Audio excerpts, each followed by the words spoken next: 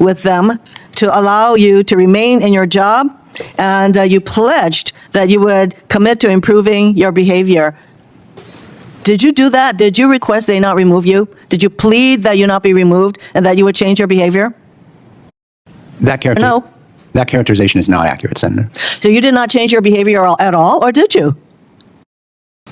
If you're looking for reporting that explains what confirmation hearings actually reveal about power, accountability, and the justice system, be sure to subscribe to the channel and turn on notifications so you don't miss our continuing coverage.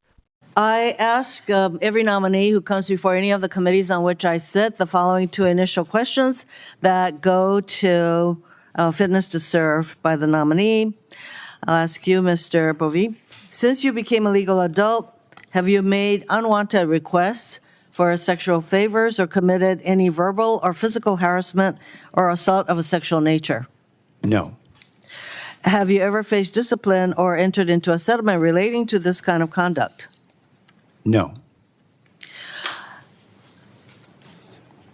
In the February 23rd, 2025 report in Politico, the title was, quote, "Before he became Trump's bulldog, Emil Bove was nearly demoted for bellicose management style," end quote. According to this article, which was put into the record, when you served as a unit chief at the Southern District of New York, and I'm again quoting this article, Mr. Bove quickly garnered a reputation as a manager who was sharply critical of the people who worked for him and unable to control his anger. His conduct was abusive, according to one former member of the unit.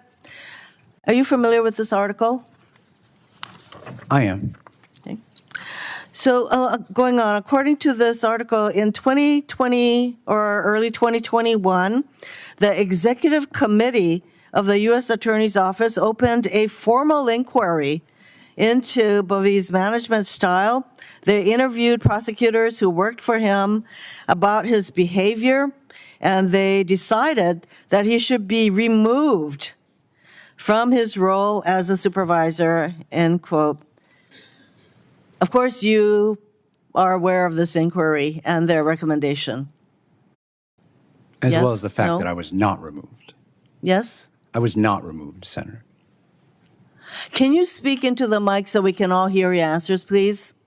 I apologize. I was not removed, Senator. I know you were not removed because the article goes on to say that when this committee decided to demote you and remove you, you pleaded with them to allow you to remain in your job, and you pledged that you would commit to improving your behavior.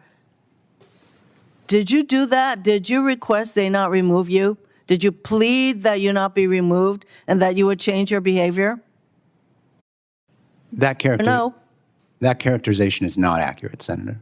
So you did not change your behavior at all, or did you? Senator, I'm not perfect, and so when I get constructive criticism, I absolutely... Speak into the mic, please. When I get constructive criticism, I absolutely take account of that and try and be better at my job, and I did that in that instance. But the characterization in that article by anonymous sources from a whisper campaign from SDNY alums is not accurate. The fact of the matter is, though, this committee did talk to people who worked for you, and they concluded that you engaged in abusive behavior and that you should be removed, but you got to stay.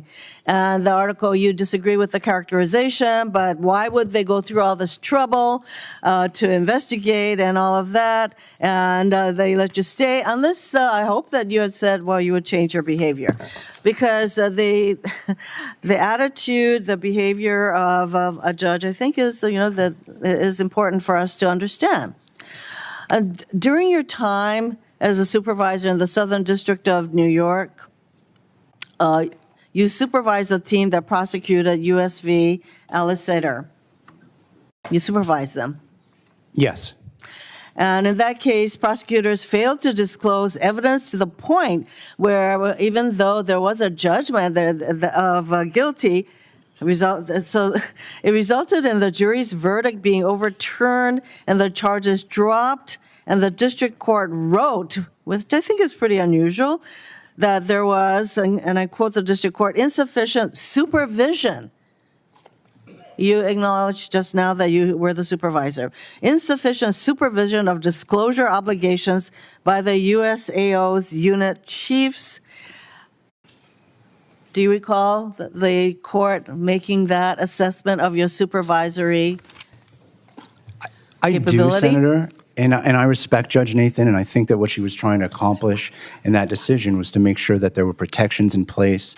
Okay, so that- I am running out of time. I just wanted to do, you had said that the January 6 prosecutions were a grave injustice. So does that mean that you agreed with President Trump's pardon of all of the convicted felons?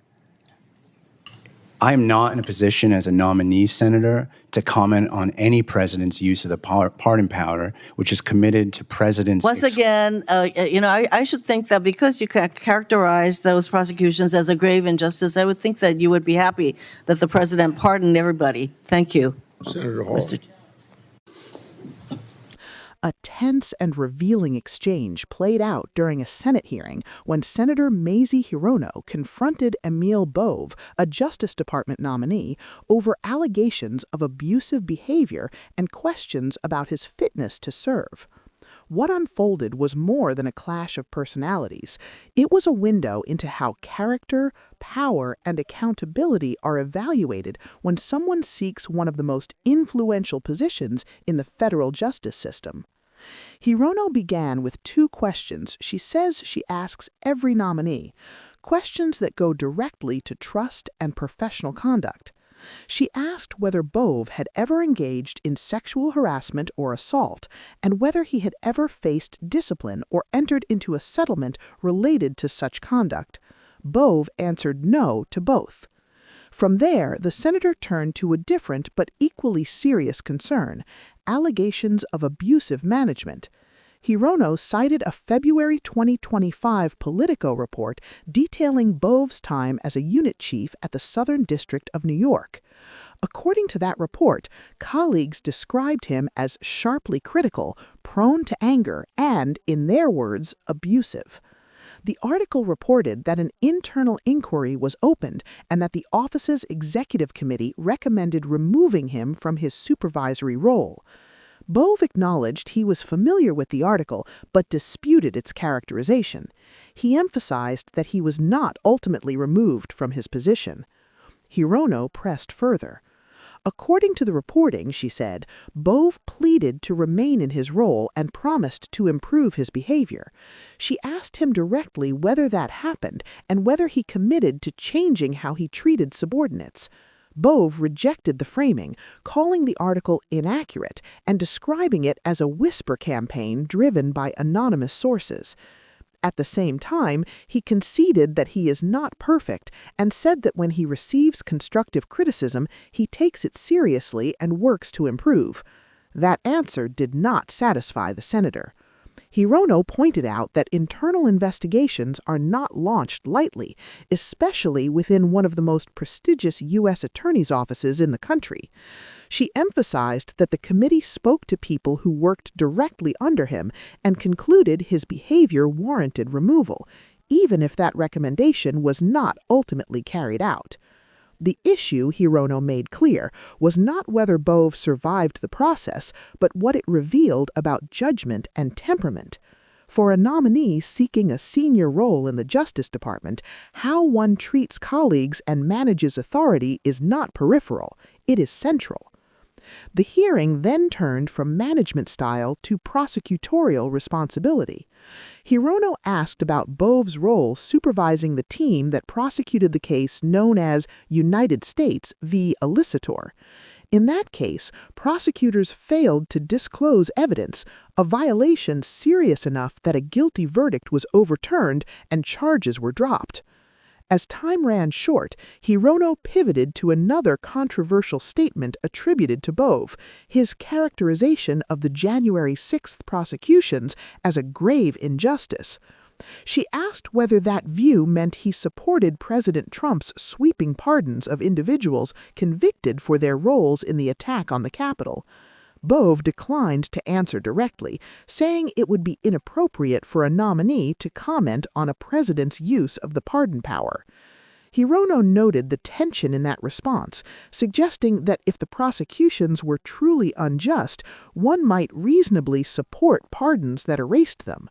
The exchange ended without resolution, but its significance was unmistakable. Confirmation hearings are often treated as political theater. In reality, they are one of the few moments when lawmakers can publicly probe how nominees have handled authority, criticism, and consequences. This hearing underscored a broader question facing the Justice Department and the country. Should professional advancement excuse patterns of behavior that raise concerns about abuse or oversight failures?